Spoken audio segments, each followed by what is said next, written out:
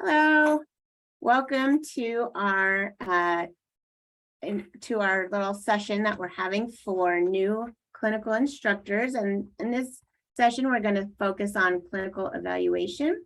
My name is Maggie Faber. I teach in level 3 and I've taught in clinical in multiple levels here at UNM. And I'm here with Crystal. Hi all, my name is Crystal Sanchez. I'm a lecturer 1 and we teach in the undergrad program. I primarily teach levels 4 and 5. Before this though, I was a unit-based educator in the trauma surgical burn ICU at UNMH. So worked with a lot of students, a lot of groups, and kind of have seen how this clinical evaluation process has gone on over time. So pretty familiar with how it goes, and that's what we're going to talk about today. Good. Anything else, Maggie? Should just jump into it. Let's jump in. All right. So clinical evaluation, what is it all about and why do we have to do it? Well, we have to do it so that we can know our students performing at the levels that we expect. And it's not just the levels that when you say we, my expectations for a student might be different than Maggie's expectations for a student might be different than your expectations for a student.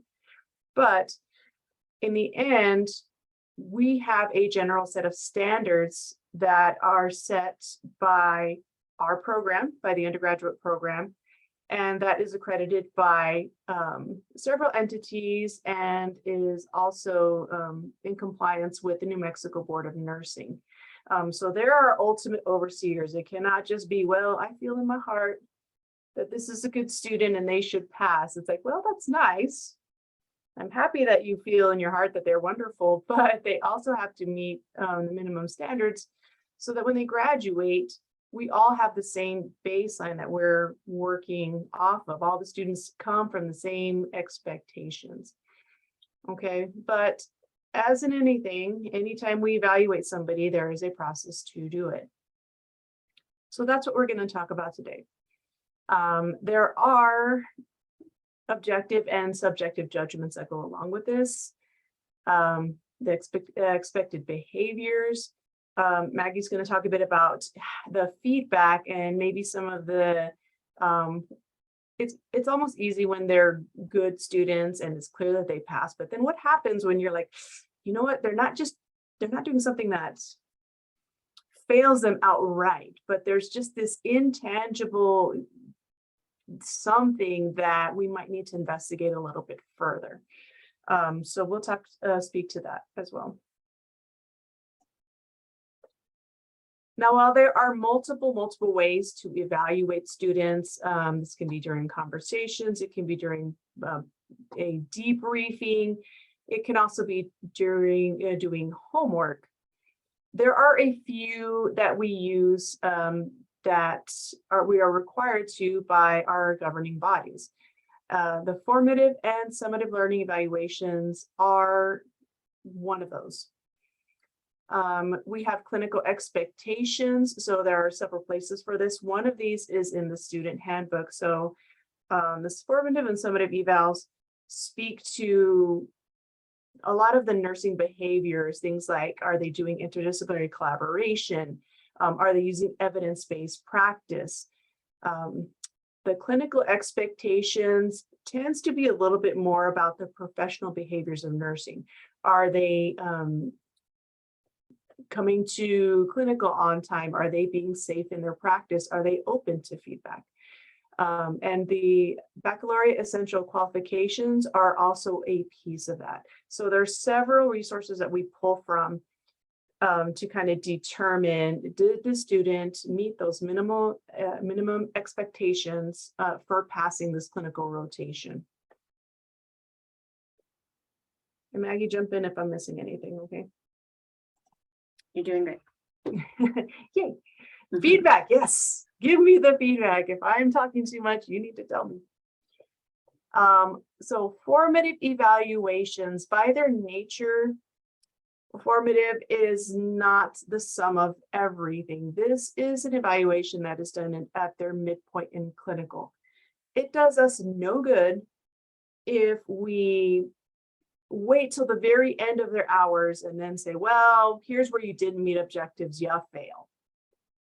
You know, that doesn't help anybody. It doesn't give the student a chance to perform better, to even know where, like, so for some people, unless you talk to them and sit them down and have this, they may have no idea that they're deficient in certain areas. And we all know people like that in our lives. It's like, oh, I never realized that until you pointed it out. That is the point of the formative evaluation. And not just to speak to student weaknesses, but also, you know what, this is a great thing you're doing. Let's strengthen. Let's encourage those strengths, right? If they're really, really good at, you know, patient-family interactions, we want to speak to that. You know, students are coming into new areas and they're being pushed out their comfort zones, and they are full of uncertainty about everything. So if we can say, you know what, this is something that's really good, continue to do this.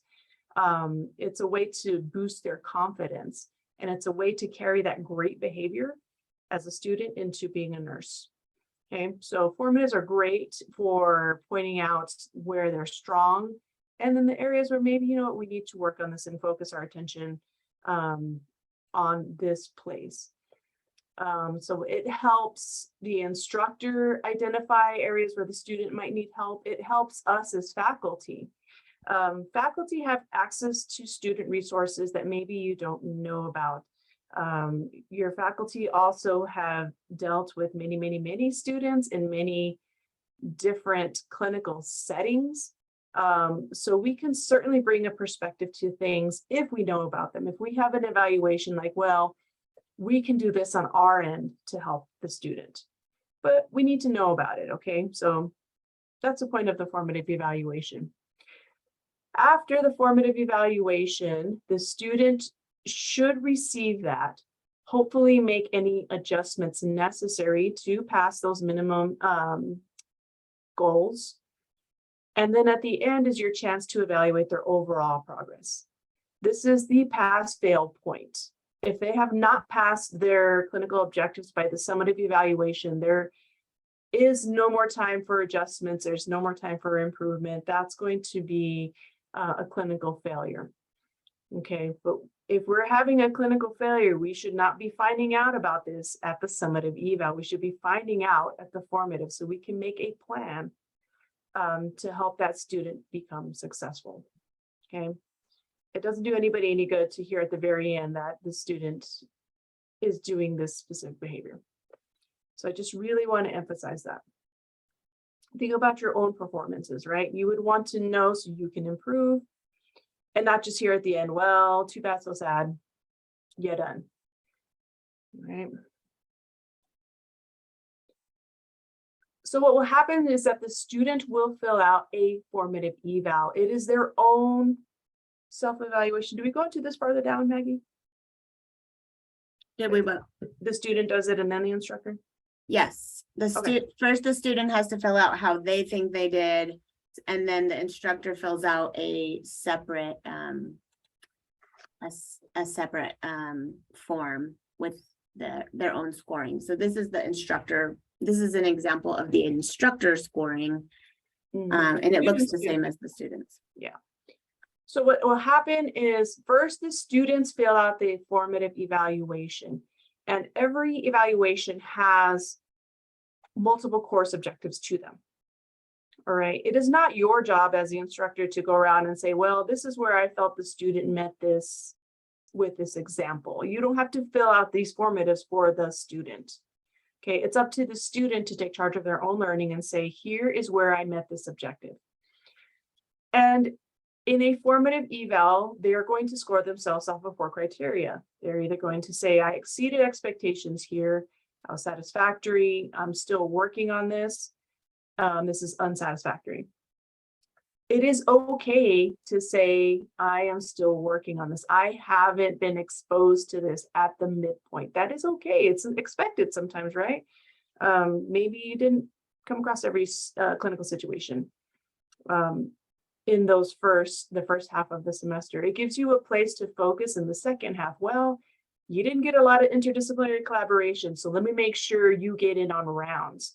Okay, so this can also be a cue for you as the instructor, because sometimes keeping track of 8 students gets a little challenging. So these are opportunities to find those gaps and direct some goals for your student. But So the student goes one out first. Go when ahead. would be a good time to say something's unsatisfactory or developing in the formative, do you think? Unsatisfactory would be, I tried and I failed, maybe. So maybe there was, this is my thought, maybe there was some kind of disastrous something that happened. I don't tend to see a lot of unsatisfactory circumstances. Developing to me says, I recognize I haven't seen this yet. And it also is a cue that the student is going to seek out these opportunities. But I do see that a lot in the formatives is I have not yet met this objective, which is, it's fine. But to be unsatisfactory, I kind of feel like you almost have to actively not. I choose not to do X, Y, and Z, and it rarely comes up. So I don't know if you have a different play on that one. I agree. I think the only time I've seen unsatisfactory is if something pretty major happened that was an unsafe situation or a transgression of ethical care in this example. And in that case, there would also be other documentation, which I'll talk about in a little bit, about the incident. Awesome, thank you. Do emphasize to the student that a developing is not a failure, because here you're dealing with people that are used to performing at a high level. They had to perform at a high level just to get into nursing school. And for some of them to hear that they have to improve on it is like, oh my gosh, I'm failing. Like, no, you're not failing. This is just an area we need to work on. But this, you might have to come across because you are likely dealing with people that never had a B in their life, or maybe had one B in their life. And for some, this is a learning opportunity too. Like, you're not going to be perfect at nursing. It's hard. Nobody comes into it and just rocks it. We all have to start somewhere. So we have had some panic students that are like, oh, we're all developing here. Like, yeah, because you're students and it's new. It's okay. We'll get you there. The summative is that eval that you do at the end of their rotation. You notice that developing is gone. Okay. At this point, they've either met the objective, they've exceeded at the objective, or they've failed that objective. If they fail an objective, then they do not pass that clinical rotation. Okay, but we take out that developing piece. The student will fill one out, and then you will give your feedback on their examples.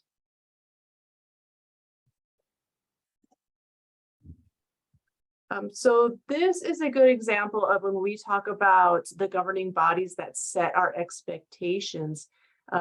These are the expectations by level. So our program has 5 semesters, 5 levels, and they build off of one another. Okay. So in the beginning, the student, the brand new student, you're not going to expect them to engage in professional nursing practice if they're brand new level 1 students who have never touched a patient before in their lives, will hardly know how to talk to anybody, will be terrified of the nurse and their environment, versus a level 5 student who has had much more experience, who we should be pushing to have these behaviors. But as you see, each level, they progress, they recognize, now they recognize and assess, they incorporate their own values. Now at the end, they're engaging in that professional nursing practice. Okay, these are set up by our NEMNIC consortium, which I believe we will talk about in other conversations. But I like it. It's a nice visual of like, this is what we want them to achieve. And this is where, if they're in that particular level, this is where they should be. And this is what our formative and summative evaluations are based on. So sometimes we look at those and we go, why is this what we're evaluating students on? This doesn't really speak to professional behaviors. It doesn't talk about how they were late or they were wrinkled. That is, as Crystal said, this is part of our governing body. So these objectives are actually what our evaluations, our clinical evaluations are based on. And the language is just slightly changed for each class. So everything that you fill out in a formative or summative will come from this chart right here, depending on their level.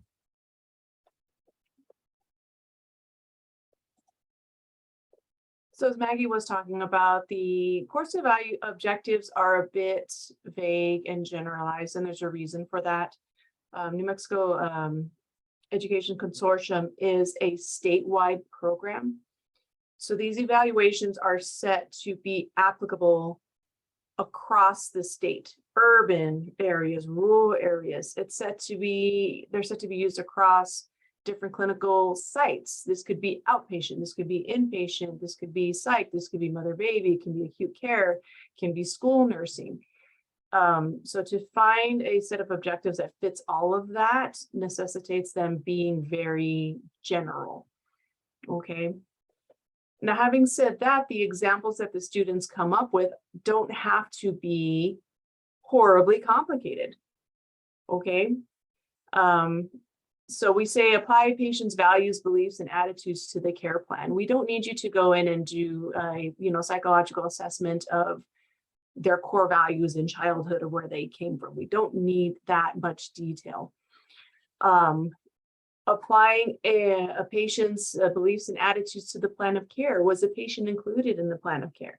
Did you talk to them about this is what we want to achieve today? This is what the patient wants to achieve. How do we get those two align? All right, it's as simple as that. Often people try to make this horribly complicated. It doesn't really need to be. And we've supplied a few examples here. If you are and your students are having trouble thinking of examples of these goals, reach out to your clinical coordinators or your level coordinators, and we can certainly help you with that. Oh, I was going to say something else about this. They have to be specific to the clinical rotation they are in.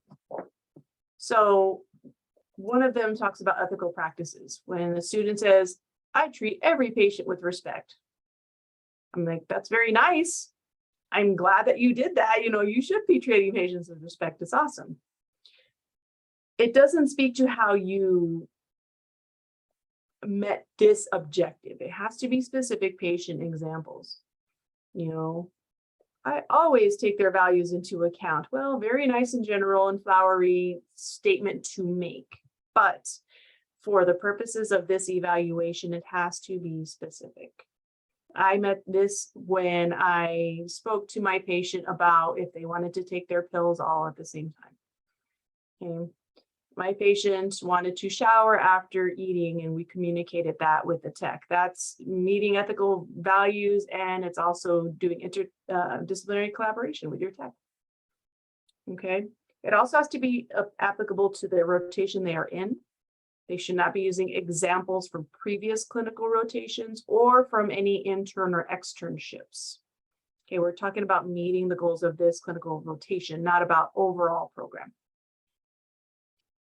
Can I add something really quick too? Yeah. You're talking about what the students, when they fill out their evaluation of themselves, this is part of the self-reflective practice where they actually think about how they met these goals. They are required to write examples, which you can read. You are not required to put comments and examples in every single section of the formative or summative evaluation. So sometimes it's, if you can think of one or you have one that's particularly notable, you can write how you feel a time when the student met that example that maybe they didn't see or they didn't realize. But you don't have to put comments in every single section of the evaluation. There's quite a bit of objectives. So if you're trying to find a comment for every single one of them, it's going to take you a long time. I would make marks on things that you're maybe agree or disagree with, or maybe you also saw an example of where a student met this objective that you want to speak to. That'd be where you could put this, but not required.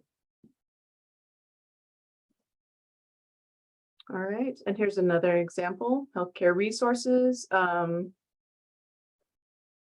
was just filling some of these out and the students were missing the point of this objective. They were like, I was a resource for my patient. Like, I'm glad you were, but we need the students to be able to say, this is a credible resource. Lexicon, some of them are listed here. Patient education discharge instructions are also a great resource. Those are evidence-based, and they have a credible resource. So that's what they're looking for this particular one. So sometimes you have to direct that and you just let them know in the formative, this isn't quite what we're asking about. This is more what this means.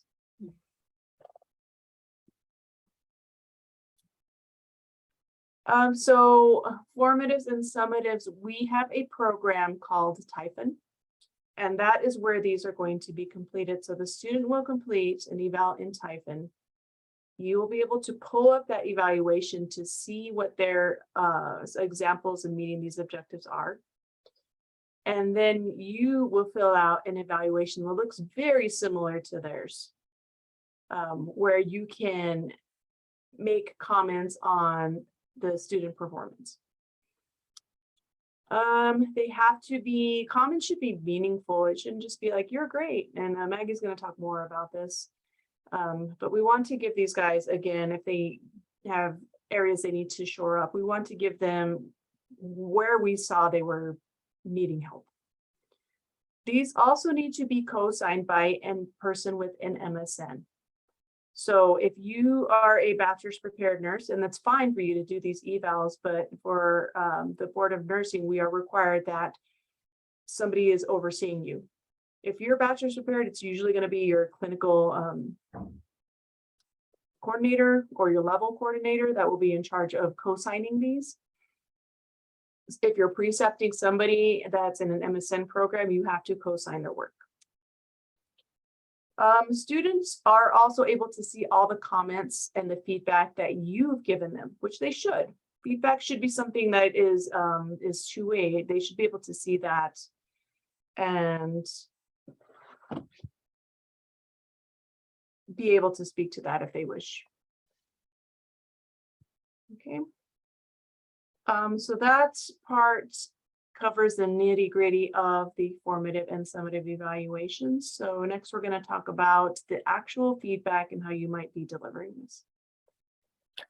All right, so I'm going to start. I'm going to talk more about giving feedback and the importance of feedback and how to do it, and also a little bit about what to do if you do need to give feedback for a student whose performance is not acceptable, or for a student who's having behavioral issues. So it is, I think, really helpful to keep notes on your students. You can keep what's called anecdotal notes, which what I do when I teach clinical is I just have a little page which has each student's name and a little column.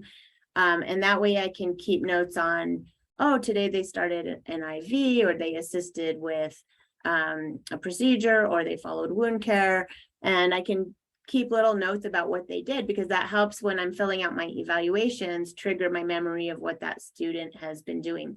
When you have 8 students or even 6 students to keep track of, it can get a little hard to remember what happened over 8 to 12 hours with each one of them. So I also put in there anything that's notable. Sometimes maybe they were especially caring with a patient, or they did something above and beyond. I do also keep track of if they were late, if they contacted me appropriately, if they were, if they were in dress code, any issues like forgetting badge, stuff like that. And I do talk to them about any issues or any of my daily notes every day. So it's important to give feedback in a timely manner. So it's not helpful If your student has been tardy every day, and then on the fourth day, you finally say, you know, you really have been tardy and that's not acceptable. So it's important to give feedback as soon as possible.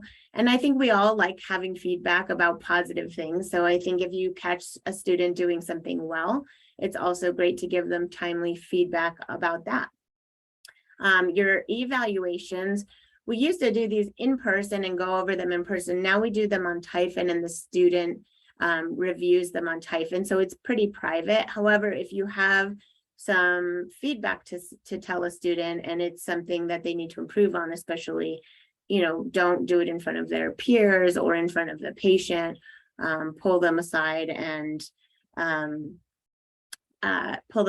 talk to them privately so that they don't feel embarrassed. And I do have to say that no matter what you tell a student, whether it's a positive or a negative feedback, whatever you say will be amplified by 100.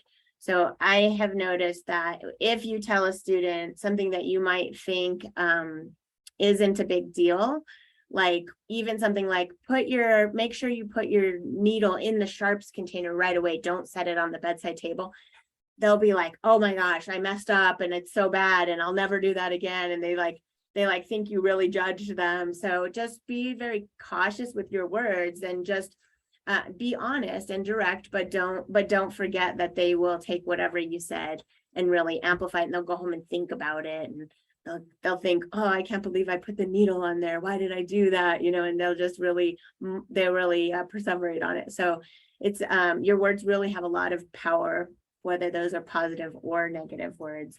And I think it is important to give students feedback on both strengths and weaknesses. And just even the good things that you say will be, I notice if I've given a student feedback that's positive, they'll like write that in their formative evaluation of themselves. Like, yeah, I really did a great job, you know, finding resources for that patient who needed heart failure education. And they'll write a little, they'll remember what you said and they'll write it.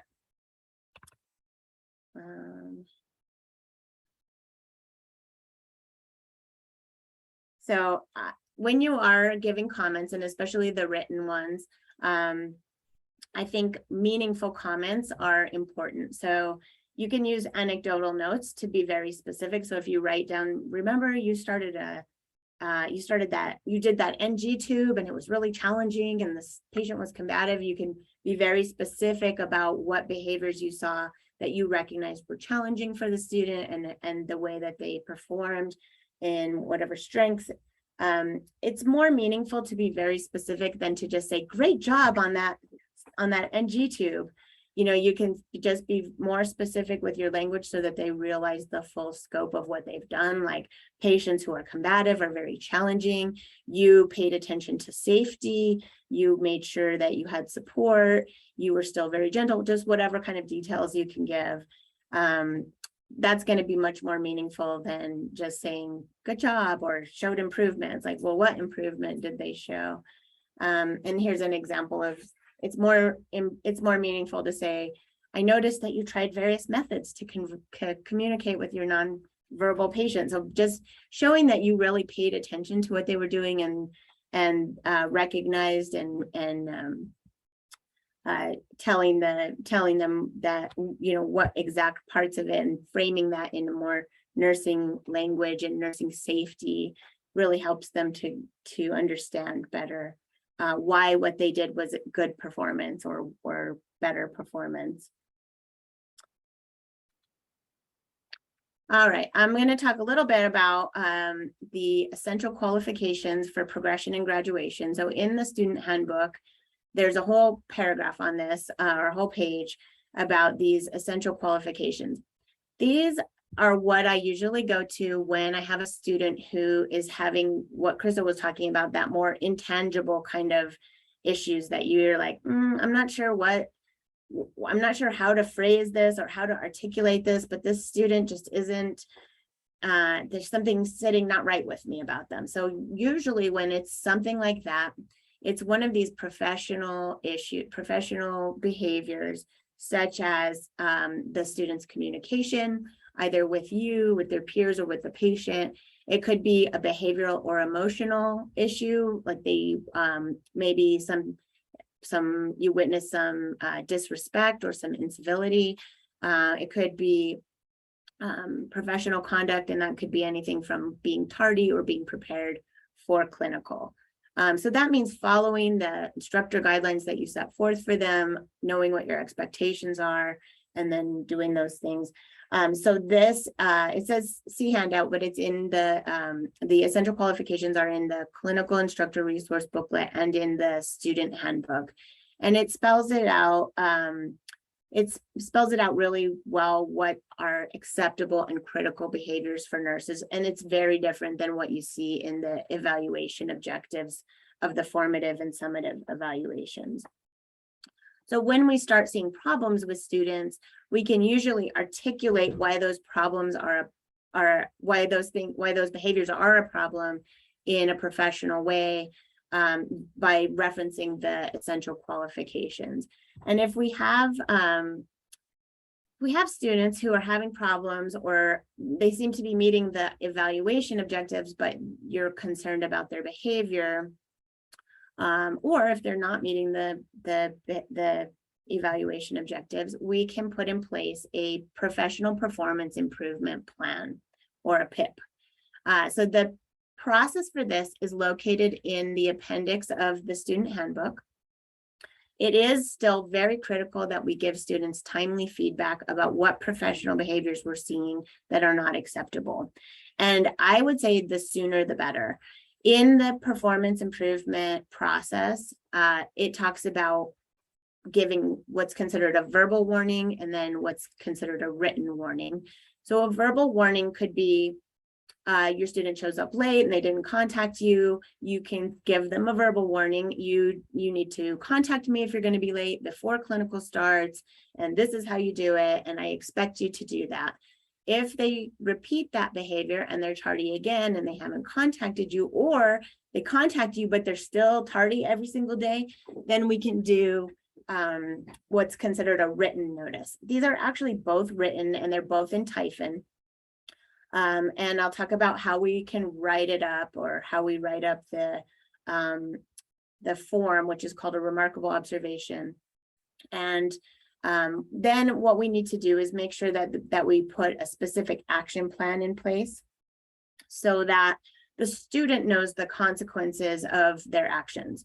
So if we give them a verbal warning and we say, this is what you need to do, then the expectation is basically the next, don't be late again. Or if you are late for unforeseen circumstances, you will contact me. We can write that in an action plan.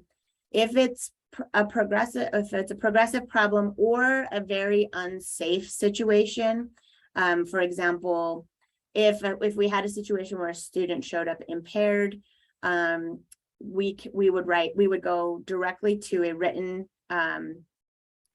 performance improvement warning, and we would have to have an action plan in place. The action plan needs to be very specific about what expectations are required. These can be a little bit challenging to write, and so I recommend, if you do have a situation where you need to write a performance improvement plan, that you collaborate with the course instructor for advice and help with writing it. But I will show you a little bit more about what we call these remarkable observations. So they're called remarkable observations. They are one way that we can document problems, but we also use them for positive behaviors. So for exceptional clinical performance, or an unusual degree of caring, or I've written a positive remarkable observation when there was a student working with the patient who the staff noticed that they were really going above and beyond to help this patient, and they, a couple different staff members came and talked to me about how great the student was. So I put that in because it's great to have positive remarkable observations in the student file.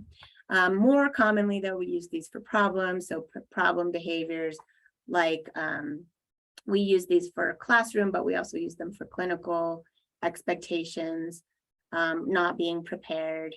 Here's some more examples of when we would use these remarkable observations for the performance improvement plan. So of course, chronic tardiness, that's always an issue. Breaching confidentiality or breaking HIPAA, looking up patient information for, family member or friend, that's obviously a breach of HIPAA. That would require a remarkable observation. Crystal. I raised my hand. I also wanted to let you all know that these stay in the student's record. And if a student has a pattern of behavior, it's rare that we would just take a one instance and say, this is it, and you fail, right? Everybody has that bad day and that bad interaction. But it's when you see a pattern, it's the same as with your staff. When you see a pattern of behavior, we know it needs to be addressed. But sometimes when they change levels, it's different instructors, it's different faculty. With this tool, we can actually see, oh no, they've been doing this since level 1 and 2. They had a plan in place, and now they're still continuing that behavior. It makes it a lot stronger on our end when we have to make a case of this student should not progress. If it's a one-time thing, it's much more difficult for us to say, well, they did it once, we want them to not progress for that. It's like, it's really those patterns of behavior we're looking for, but this does follow them. True. And it is, we find that it's just better to write one of these when you're not sure.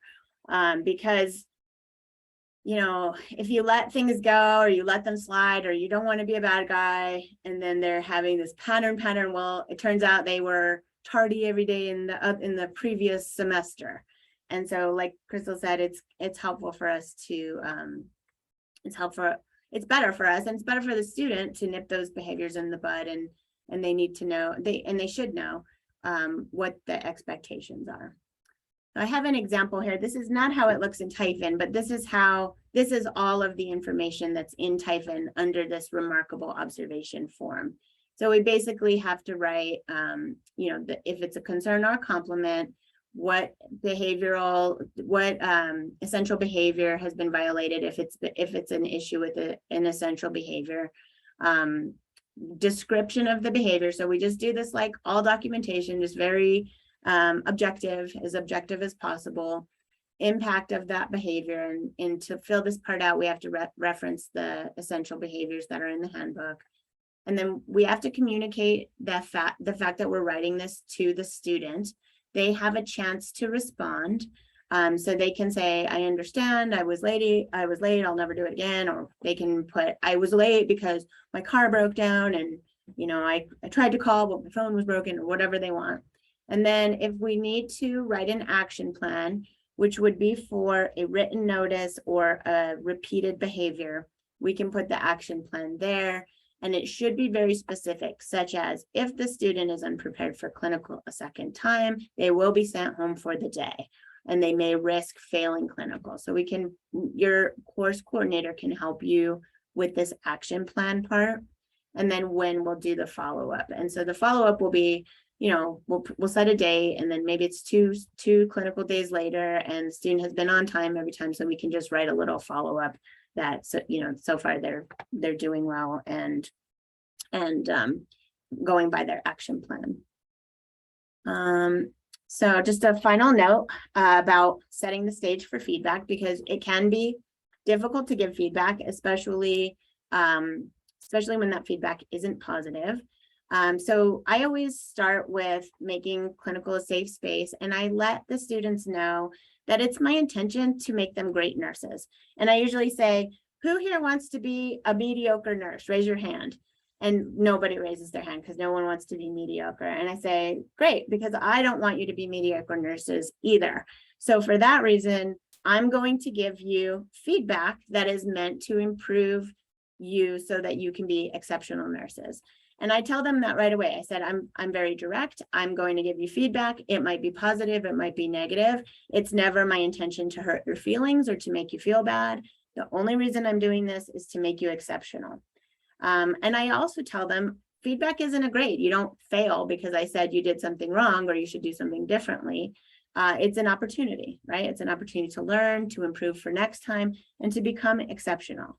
And I always let them know that it's not personal, and I let them know I like feedback also. So I've had students give me feedback like, when you look at me that way, I think you're judging me, and you have to change my face. So, you know, we all can benefit from feedback. It's always good to have constructive feedback.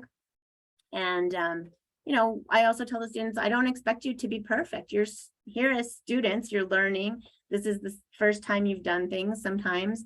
And, you know, I expect you to be able to take the feedback and to make changes based on it. And that's really the whole purpose. And that's the most important part. So that is the end of our presentation on clinical evaluation. I hope this helps answer some questions, especially about the how to fill out the formative and summative evaluations. As always, you should have your course coordinator or your clinical coordinator as a resource. Always feel free to reach out to them with any question. You should have their phone number so you can text them during clinical. If any problems arise, they're always the resource for you. Crystal, anything else to add? No, ma'am. Thank you guys for listening to our presentation. Let us know if there's questions. And thank you for teaching our students.